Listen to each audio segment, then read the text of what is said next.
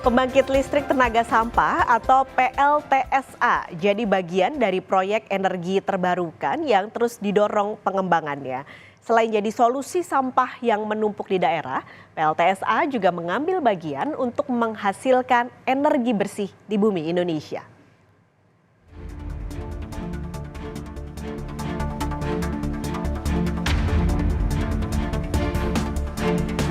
Sampah masih jadi masalah pelik di Indonesia. Indonesia termasuk negara dengan jumlah limbah plastik terbesar di dunia.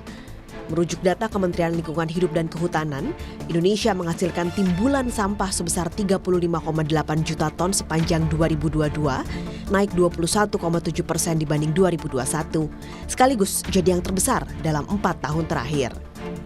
Puluhan juta ton sampah plastik tersebut belum diolah dengan maksimal. Sebagian besar sampah dibiarkan menumpuk sehingga mencemari lingkungan. Jawa Tengah menempati posisi pertama sebagai provinsi penghasil sampah terbanyak, disusul Jawa Timur, Jawa Barat, DKI Jakarta, dan Banten. Butuh solusi inovatif untuk menjawab isu penumpukan sampah ini. Jika tidak, permasalahan ini akan menghantui masa depan Indonesia, bahkan mengganggu tata kelola sosial masyarakat. Salah satu cara yang telah dilakukan dan akan terus didorong adalah lewat pembangkit listrik tenaga sampah atau PLTSA. PLTSA adalah pembangkit listrik termal berbahan bakar sampah atau gas metana sampah. Sampah dan gas metana sampah dibakar menghasilkan panas yang tersambung pada generator dan menghasilkan listrik. Daya yang dihasilkan pada pembangkit ini bervariasi antara 500 kW sampai 10 MW. Salah satu PLTSA yang sedang bersiap beroperasi adalah Putri Cempo di Solo, Jawa Tengah. PLTSA ini diklaim mampu menghasilkan 8 MW listrik. 5 MW dijual ke PLN, sementara sisanya digunakan untuk operasional. Saat ini, kota Solo menghasilkan 300 hingga 400 ton sampah. Tumpukan sampah ini diprediksi bisa terserap sepenuhnya dalam 5 tahun ke depan. Nantinya, bila sampah di sini sudah habis, Solo akan mendatangkan sampah dari wilayah di sekitar Solo. Nggak semuanya bisa ya, yang bisa itu adalah material-material yang yang kompatibel kita sebut ya, yang mempunyai nilai mempunyai kalori dan bisa dikonversi menjadi gas nantinya.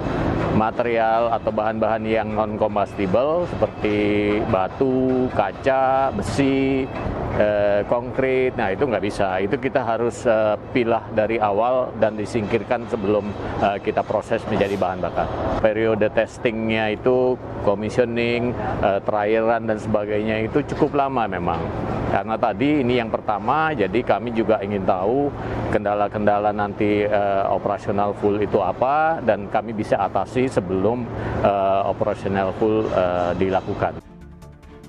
Pemerintah sendiri menargetkan bakal punya 12 PLTSA di Indonesia, yaitu di Tangerang, Tangerang Selatan, Bandung, Palembang, Semarang, Makassar, Denpasar, dan Manado. PLN menghitung PLTSA bisa menyumbang 350 MW listrik untuk PLN, masih relatif kecil dibanding total listrik PLN sebesar 60.000 MW. Namun yang lebih penting adalah PLTSA bisa jadi solusi penumpukan sampah di Indonesia. Untuk yang di Surabaya, di Menowo, karena sudah jalan, kita beli dengan tarif feed-in tarif ya, ditetapkan pemerintah, 13 sen dolar per kWh-nya.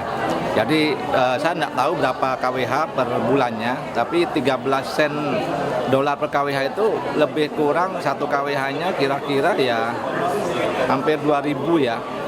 Cukup menarik lah ya, lebih mahal dari tarif listriknya PLN. Jadi itu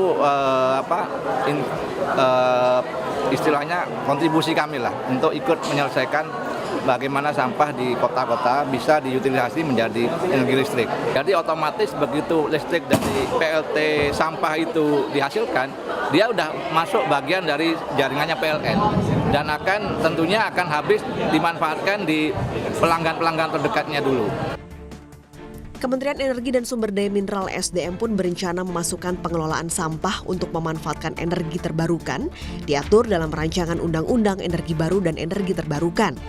Menteri SDM Arifin Tasrif dalam rapat dengar pendapat dengan Komisi 7 DPR mengatakan, pemanfaatan sampah organik dan sampah kota sebagai sumber energi merupakan salah satu program pengembangan bioenergi nasional. Tim Liputan, Kompas TV.